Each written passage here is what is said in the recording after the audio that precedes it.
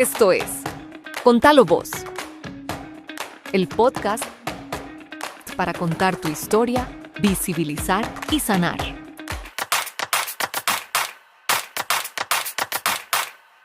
Hola, bienvenidas a un capítulo más de Contalo Vos. Yo soy Fabiola Vázquez y en este capítulo vamos a estar hablando cuando la ruptura no es solo desamor, sino que es violencia. Vamos a hablar qué hay detrás de una ruptura. No solo es tristeza, no solo es duelo, no solo es costumbre o desapego, sino también cuando perdiste tu identidad, cuando perdiste tu rumbo, cuando te tocó volverte a encontrar.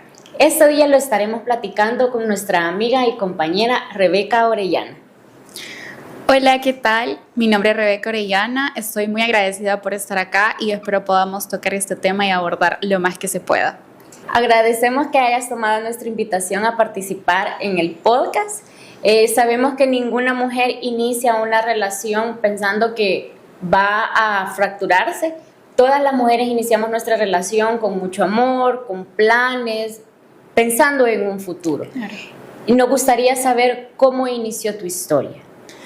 Ok, bueno, yo conozco a esta persona dentro de mi universidad, me lo presenta una amiga y empezamos a salir. Bueno, nos empezamos a conocer, empezamos a ir por un café, a ir por un jugo, al cine, las flores, te abro la puerta, te presento a mis amigos, te presento a mi familia, te incluyo en mi círculo, te hablo de mi futuro, de mis miedos, de mis inseguridades y cada uno se va explayando de cierta manera en los temas que considera pues oportunos de mostrar. Al inicio yo siento que esta persona sí mostró mucho como su cara bonita, ¿verdad? Te llevo, te recojo, vengo, voy, hago lo que sea por ti, estoy para ti siempre. Una vez formalizamos, digamos que esa rutina se mantuvo unos 3, 4, 5 meses por aproximado.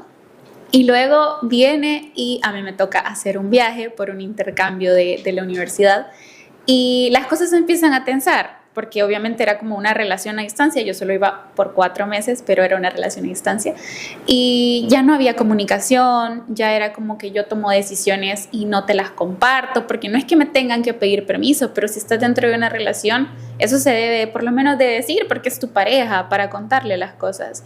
Y bueno, pasa eso, no nos contamos las cosas, hablamos menos, yo regreso al país. Se da la situación de que esta persona me exigía tener intimidad y yo en ese momento no quería, o sea, simplemente no quería, no estaba abierta a la idea y yo se lo había comentado desde antes de entrar a la relación, no fue algo que él se vino a dar cuenta dentro de la relación. Ya hablado, pues yo pensé que todo estaba bien y no fue así. Así que lo que pasó fue, mira, o sea, yo necesito que esto pase porque ya no puedo seguir como conteniéndome con esta situación. Yo le dije como no, o sea, no quiero que pase, no me siento cómoda todavía, pero lo podemos ir hablando. Y al final fue como, no, mira, si esto no pasa, vamos a terminar. Y yo, ok, o sea, lo voy a hacer para que no terminemos. O sea, fue como mi engaño hacia él. La gran red flag. La gran red flag. Que no vimos. Exacto, que no vimos. Luego que también otra red flag que dejamos pasar fue que él y su grupo de amigos constantemente tenían un grupo y en este grupo se mandaban fotos de niñas íntimas, se las compartían. Y yo en ese momento se lo pregunté y me dijo, no, yo no veo ese grupo. Pero está dentro del grupo. Pero yo le creí. Yo le creí en mi inocencia que él no veía las fotos, que solo estaba ahí por sus amigos y X, pero no era así, también en algún punto caían los mensajes y yo veía como que alguno de sus amigos decía como, la tal por cual de Rebeca o pedíle permiso, o sea, se expresaban mal de mí y él lo permitía, porque yo no sé qué les había contado. Pero los problemas que hayan sido eran de nosotros. Entonces, ¿por qué exponerlos de esa manera y exponerme de esa manera al punto que la gente terminara hablando mal de mí? Yo sé que a esos amigos yo nunca les caí bien y eso fue como un poco complicado para mí porque no soy de las personas que se sienta y le cae mal a todo el mundo, ¿verdad? Entonces, era como que me daba un poco duro esa parte. Y ya justo cuando pasa lo de la intimidad que me la estaban exigiendo, él decide tomar la decisión de terminar la relación. A la semana me entero que estaba con alguien más, que ya tenía una relación formada con esta otra persona Claro que para mí fue duro, claro que busqué arreglar las cosas porque era una relación, era mi primera relación como larga. Entonces, al tener como ya un buen tiempo, era de ¿por qué? O sea, por qué estás tirando esto a la basura? Por diferentes motivos. Igual habían ciertas actitudes como que minimizaba todo lo que yo sentía, no solo con la intimidad, sino como si salgo con mis amigos, le doy prioridad a mis amigos, te expongo con exparejas, o sea, te llevo a viajes con mis exparejas también, te paso para atrás del asiento porque mis amigos van aquí, o sea, y te bajo del carro y te paso para atrás, o sea, no te doy tu lugar. Si tenés sueños como querer viajar, querer hacer esto, mira, yo no me muevo de aquí de mi casa, yo no te puedo seguir. Y yo planteo el escenario de, ok, pero ¿y si en algún momento a mí me dan un ascenso en mi trabajo o yo me saco una beca y nos vamos? ¿O qué pasa si en algún punto tenemos hijos y tú, pues sí, ¿qué harías? Y me decía como, yo no te sigo. Y con hijos, yo no te sigo. Entonces era como, estoy lidiando esto yo sola, o sea, estoy siendo minimizada. No importa lo que siento, se me está exigiendo intimidad, se me está vulnerando con exparejas y exponiéndome a situaciones incómodas porque sus exparejas, claro que me veían feo, no querían estar cerca. Yo no sé si esta persona estaba con ellas, pero era incómodo para mí. Entonces, todo ese cúmulo de situaciones hizo que yo me diera cuenta que estaba viviendo una situación de violencia. Es bien fuerte lo que mencionas cuando las parejas te exigen. No es exigir, es que te están obligando a tener relaciones íntimas con una persona de la que simplemente no tenés ganas. Exacto. Simplemente no hay una conexión o simplemente el simple hecho de no querer. Y esto cómo se normaliza, no solo en las relaciones de noviazgo, sino que en relaciones donde hay mujeres casadas que tienen que cumplirle a la pareja porque están casadas o porque es tu pareja o lo que te sucedió a ti. Voy a terminar la relación si no me respondes de la forma que yo quiero, porque si no voy a tener a otra pareja o voy a hacer otra cosa, pero eso es obligarte y llevarte a una manipulación para obligarte a hacer algo que simplemente no querés. Eso no es solo una historia aislada que te ha pasado a ti. Le pasan a muchas mujeres, a muchas adolescentes, incluso a muchas mujeres jóvenes que están en su primera relación o en su primera relación larga o en la primera relación que creían que era la relación que iba a ser para toda la vida. Ajá, exactamente. Y eso me lleva a preguntarte, Rebe, ¿qué fue lo que te inspiró a contar tu historia para que las demás conozcan y sepan que lo que están viviendo, que te obliguen, es violencia? Bueno, creo que lo que me sirvió bastante para poder exponer mi historia es que yo soy muy fiel creyente de que con el valor de tu historia puedes aportar a diferentes crecimientos de personas, y a mí me ayudó en algún punto a escuchar a otra mujer, a mi mamá, a mis amigas, a mis tías, poderme decir palabras de aliento o contarme un pedazo de su vida y decirme, mira, o sea, no pases por ahí porque ahí asustan, ¿verdad? Entonces me inspira el hecho de que si yo estoy aquí sentada y yo pude pasar este duelo, pude sobrellevar estas rupturas, que uno lo lleva a la par con su vida porque el mundo no se detiene, o sea, el trabajo sigue, la U sigue, tu vida sigue, tus amigos están ahí, la responsabilidad y las responsabilidades financieras también siguen ahí. Entonces nada va a parar porque la relación se acabe. Tú tienes que seguir y tú tienes que levantar. Entonces me inspira el hecho de contar mi historia, que tengamos el valor de exponer estas situaciones, de no dejarnos manipular, no dejarnos sufrir violencia emocional, física, psicológica o incluso económica. Y tanto como lo viví en mi casa, de presenciar situaciones incómodas para mí, para mi familia, no me gustaría que ninguna otra mujer pasara por ese tipo de circunstancias que las obligaran a perderse en el proceso. ¿Consideras en este punto de tu vida, Rebe, que es importante que las mujeres nos sigamos formando nos sigamos formando en derechos, que sigamos creyendo en lo que podemos hacer nosotras mismas. Claro, creo que la parte del empoderamiento femenino, de los derechos, de la terapia psicológica, de fomentar tu espiritualidad, son pilares para construir la versión que vos querés enviar, tanto para ti, para tu yo de hace 10 años, para esa niña orgullosa que debe de estar de ti por todo lo que has construido, tanto para la versión que vas a hacer en, ¿qué?, 20, 30 años, de saber que marcaste límites, de saber que creaste la vida de tus sueños, de saber que sos una mujer empoderada que puede lograr todo lo que se proponga, con o sin un hombre a la par, con o sin familia, con o sin amigos. Pero es importante que si tenés ese círculo, lo aproveches, no te alejes, preguntes, escuches, porque tenemos la mala costumbre de que cuando estamos dentro de una relación no contamos nada porque lo van a ver mal. Me da pena, o sea, son peleas de pareja. Y cuando salen de esa relación y cuentan todo, es como, y todo eso estabas viviendo. ¿Por qué no lo dijiste? Porque no lo dijiste antes, o sea, yo te hubiera sacado, como amiga yo le diría a alguien, yo te hubiera sacado de esa relación si yo hubiera sabido que estabas pasando por eso. Pero no alejarse, contenerte siempre en tu círculo. Y claro que si es necesario, pues la ayuda de un profesional, leer libros de autoayuda a mí me ha servido muchísimo y creo que eso te permite autoexplorarte de ciertas maneras. Me gustaría que me platicara cuál fue tu experiencia después de la ruptura o en el momento de que dijiste, algo está pasando y cambié, ya no soy la misma, hay algo dentro de mí que ya no es igual. Bueno, creo que principalmente uno va sintiendo que pierde su brillo, de cierta manera. Empezás a sentirte más apagada, un poco más estresada, cansada, y ya no es solo como el trabajo, la familia, sino que se van sumando cosas que están pasando dentro de tu relación.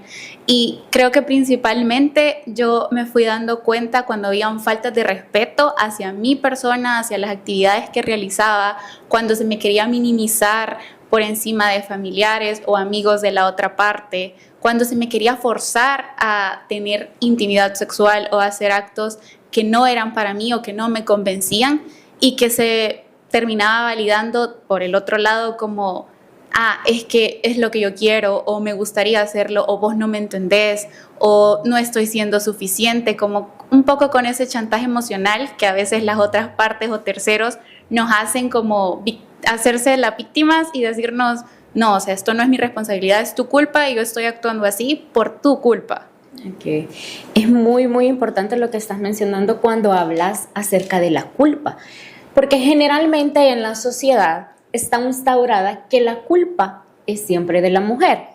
Así no sea nuestra culpa, pero la culpa siempre es de la mujer, la culpa de que a las criaturas les pase algo, la culpa que la relación se termine, la culpa que la relación no funcione, culpa absolutamente de todo. Sí. Entonces, cuando vivimos en una sociedad donde generalmente te inculcan mucho el sentir culpa, ¿cómo se sentía el sentirte culpable en una relación donde sentías que no estaba funcionando? Pues se sentía un gran peso encima, o sea, una carga enorme sobre los hombros que era, valga la redundancia, muy difícil de cargar. Y yo sí me preguntaba cómo seré yo el problema, ¿será que yo lo estoy haciendo mal?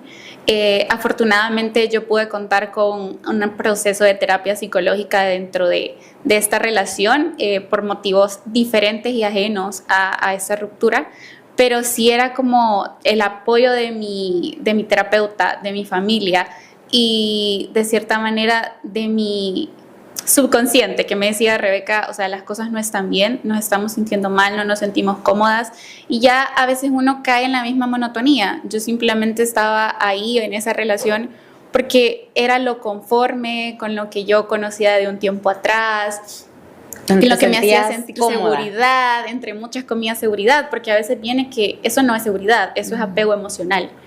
Y lo enfrascamos como en seguridad para no salir de nuestra zona de confort, porque a nadie le gusta que lo saquen de su zona de confort. O sea, es incómodo para cualquier ser humano. Sí, totalmente. Qué importante lo que mencionas de que recibiste acompañamiento. Sí. Lastimosamente, muchas no logramos tener ese acompañamiento para salir de una relación violenta, claro. Porque hay que nombrarlo y es muy, muy importante el nombrar que estuviste en una relación violenta. Sí. Y que viviste violencia y que viviste muchas violencias que quizás ahora las podés mencionar y ponerles nombre, pero en el momento en que la estabas pasando no sabías que era violencia, pensabas que era normal o en algún momento lo vistes y se te estaba replicando y era como, así le pasó a mi amiga me contó. Yo lo vi en mi familia, en alguien de mi familia sí, que lo vivía así y entonces para mí es normal lo que está pasando. Sí, totalmente de acuerdo. Creo que a veces vemos patrones dentro de nuestra familia o dentro de nuestros amigos y lejos como de aprender para que esto no me pase, aprendemos como a normalizarlo. Creo que sí fue una parte importante de mí, que yo normalicé muchas conductas de mi familia y decía como no, o sea, si tal persona pudo con esto, yo también lo puedo manejar y lo voy a manejar de una manera diferente, o él va a cambiar, o la situación va a cambiar y va a mejorar. Y spoiler, la situación no cambió ni mejoró, al contrario, empeoró. Y fue complicado de aceptar porque no solo se deshace tu situación emocional, sino que esa persona puede estar ligada a muchas cosas, puede estar ligada a emprendimientos, puede estar ligada a tu familia, puede estar ligada a tus amigos y perderla o perderte dentro de ese proceso no es solo perder la relación, es perderte a vos y perder todo tu círculo o el círculo que construiste con esa persona, los sueños, el que hubiera sido sí, y creo que muchas veces como mujeres nos quedamos en esa situación precisamente porque no queremos perder, porque nos da miedo perder, porque ¿qué van a decir de mí si suelto esta situación? O también no solo es el miedo de qué vamos a perder, creo que en el trasfondo hay un trasfondo, el miedo a perder también se llama el miedo a estar sola. Sí. El miedo a estar sola porque en una sociedad donde te dice que las mujeres siempre deben de tener a un hombre a la par de ella, si vos mencionabas un emprendimiento, una mujer no puede sentar un emprendimiento sola porque necesita un hombre que le administre, que le haga y demás cosas. Sí. ¿Y cómo nos dicen que las mujeres no podemos estar solas en esta sociedad? Entonces, más que miedo a lo que voy a perder, es miedo a enfrentarme a esta sociedad sola. Sí. Y aquí el balde de agua fría es que a este mundo venimos solas. O sea, no venimos acompañadas de nadie más de lo que hemos aprendido y de las experiencias que transcurren por nosotras y que también nos enseñan y nos forjan nuestro carácter. Y muy importante lo que decías, el soltar. ¿En qué momento fue en el que dijiste, no, esto ya no va conmigo y me he perdido, perdí mi brillo, ya no soy la misma Rebeca, algo en mí cambió dentro del OPSO y sentiste todas estas cosas que dijiste, no, ya no puedo más? Bueno, creo que en mi caso en particular esto se me dio porque ya había pasado, o sea, la ruptura se dio. Y en mi proceso de duelo, yo siempre trataba como de recuperar, esto me pasó en diferentes relaciones, trataba de volver a recuperar, a contactar a la persona y de cierta manera era como que yo rogaba para estar ahí, pero las situaciones ya no se daban o la otra parte ya no quería. Entonces, mi proceso de duelo en lo personal fue muy traumático y difícil para mí. O sea, yo tuve mucho acompañamiento psicológico y acompañamiento de mis amigos, pero para mí verme sin nada de esperanza sobre el futuro, pensando y sobrepensando qué pude haber hecho y si fue mi culpa y si yo hubiera sido así y si yo hubiera hecho esto, qué hubiera pasado si... Y empezar quizás también a caer en la comparación con otras mujeres, porque eso nos pasa tanto en redes sociales como con amigas y diferentes. Entonces, al ver que yo ya no me sentía bonita, que ya no me sentía capaz, que mi frase constante era, ¿qué voy a hacer yo? ¿Y si no puedo? Entonces, todas mis esperanzas se habían construido y habían estado con esa persona. Entonces, al soltarlas, simplemente era como yo me sentía nada, me sentía vuelta nada. Así que ese fue justo el momento en donde yo dije, tengo que hacer algo, me tengo que poner de pie, y no fue sencillo. O sea, lo digo y suena muy bonito, pero no fue sencillo. O sea, definitivamente tuve que pasar por el proceso de acompañamiento psicológico, psiquiátrico, el apoyo de mi familia, de mis amigos, y trataba de descansar, de dormir, de comer bien. A veces iba al gimnasio con mis amigos como para poder darle otro rumbo a mi vida y construir la versión mejorada de mí. Justo lo que mencionas una red de apoyo que te acompañó y que te sostuvo, que eso es muy importante y que realmente las personas que vulneran, o en este caso los hombres vulneradores, lo que hacen es sustraerte de tu círculo cercano, de tu red de apoyo cercano, porque si no podés salir del círculo de violencia en el que estás viviendo. Exacto. Porque es mucho más difícil para una mujer darse cuenta que está viviendo violencia cuando no tenés a un círculo cercano que te esté acompañando, te esté diciendo y te esté guiando. Sí, totalmente de acuerdo. ¿En qué momento? Bueno, no en qué momento. ¿Cómo fue tu proceso de volver? Porque hay que hablar lo que es después de vivir un duelo, no importa el duelo que sea, muere la vieja versión y renace una nueva versión. Para tener el brillo que tenés ahora y que te caracteriza, yo sé que no hay una fórmula precisa ni una fórmula perfecta, y lo que me funciona a mí tampoco te va a funcionar a ti, porque todas las personas somos diferentes. Pero, ¿qué fue lo que te ayudó a volver? A que la Rebeca volviera 3 veces mejorada a lo que era antes. Bueno, creo que lo principal fue vivir el día a día. O sea, primero dejar de sobrepensar tanto en el futuro, en el qué pasaría. Asumir mis responsabilidades, porque como todo ser humano, todos cometemos errores y en algún punto claramente los tuve. Entonces asumo la responsabilidad, no la culpa, porque la culpa no te ayuda a llegar a un hecho concreto de responsabilizarte de tus actos. En cambio, si yo digo que me voy a hacer responsable, cambio eso y lo mejoro, y eso también me hace no caer en victimizarme completamente. Hay 2 partes, hay 2 versiones, y es importante como que vos asumas tu parte de la historia, lo que te toca, el pedazo de pastel básicamente. Y luego, como para construirme poco a poco y sentirme como me siento ahora después de bastante tiempo, fue enfocarme en mis sueños, en mi futuro, en las cosas que yo quería mejorar de mí. Obviamente el acompañamiento siempre lo voy a reiterar. Si alguien puede asistir a terapia psicológica, eso es muy bueno. Acercarte a las cosas de Dios si es para ti una prioridad, o el tipo de espiritualidad que practiques. Rodearte de tus seres queridos, desarrollar nuevos hobbies. O sea, quizás a mí antes no me gustaba leer y ahora me gusta leer gracias a eso. Un tipo de libro en específico, puede ser fantasía, salud mental, romántico, lo que sea.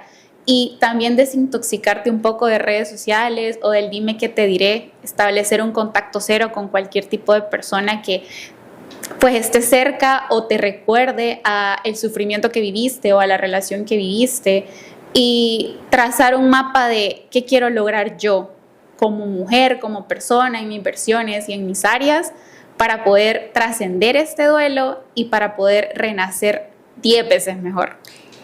Mencionando todo lo que decís, ¿qué fue lo que cambió en Rebeca después de nombrar las violencias que viviste? De decir, ok, aquella situación que viví y que me atravesó de esta forma la cuerpa, que no me gustó, que me sentía confundida, que me sentía incómoda, la nombro, porque le pudiste poner un nombre. ¿Cómo fue ese cambio para ti? O sea, ese impacto de saber que habíamos vivido violencia, porque muchas veces muchas mujeres dicen, no, que yo no viví violencia porque a mí no me pegó. Claro. A mí jamás me puso un dedo encima. Es lo que muchas dicen, porque se cree que la violencia es solo los golpes, solo los empujones, solo las cachetadas, pero la violencia no es solamente eso. No, totalmente de acuerdo. Bueno, lo que a mí me sirvió mucho y me ayudó como a darme cuenta, como tú dices, fue ponerle nombre. Segundo, estar como sabedora de qué cosas yo no iba a volver a permitir dentro de mi vida. Sí fue impactante, sí fue un proceso duro, como, wow, o sea, fui violentada de esta manera, fue violencia. Y para mí en ese momento era algo, normal, o sea, es normal que tu pareja te exija intimidad, ¿no? Es normal. Pero luego era como, pero si yo no quería, pero habían comentarios negativos de eso, pero habían otro tipo de cosas. Entonces, ¿por qué yo lo tenía tan normalizado? ¿Por qué no le puse un alto? Y claro que viene un poco la culpa hacia uno de, Rebeca, ¿por qué lo permitimos? Vea, ¿por qué nos permitimos pasar por esto? Quizás no 1 ni 2, quizás hasta más de 3 veces. Entonces, fue impactante darme cuenta, pero creo que lo que cambió dentro de mí fue saber qué cosas yo no permitiría. dentro de una relación, ya sea de noviazgo, familiar o de un matrimonio posiblemente. ¿Qué cosas, a qué valores me aferro? Mis negociables y mis no negociables. Es muy importante lo que mencionas, el poner límites. Sí. El saber establecer límites. Creo que eso en las relaciones es muy difícil establecerlo porque no son de las conversaciones que vos te vas a sentar con la tacita de café y le vas a decir, vaya, hoy vamos a poner límites. Hoy vamos a poner límites, hoy vamos a decir qué vamos a negociar de la relación y qué no, porque no nos los enseñan. O sea, en las relaciones esta parte no nos las enseñan, vienen aprendidas de errores y de creencias también que tenemos. ¿Cómo hace Rebeca ahora para poner límites sanos en tus relaciones afectivas? Bueno, yo la verdad es que lo veo como si yo ya tengo una lista, porque lo tengo escrito, de mis negociables y de mis no negociables dentro de cualquier tipo de relación. Yo digo, ok, para mí es importante el tiempo, que me dediquen tiempo.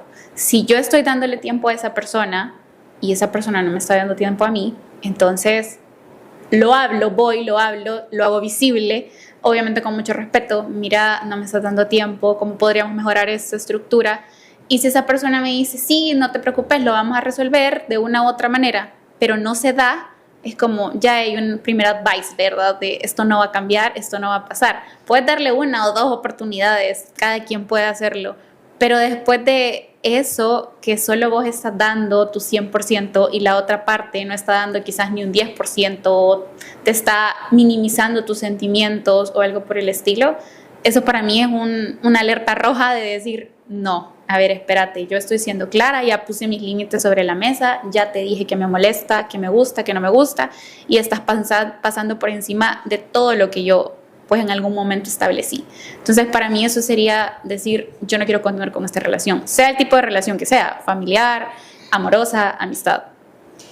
Hay algo que me llama mucho la atención y es porque yo sé que al menos en tu ámbito, no es que sea como yo hablo de derechos todos los días y yo voy a formaciones constantes todos los días y yo voy a talleres.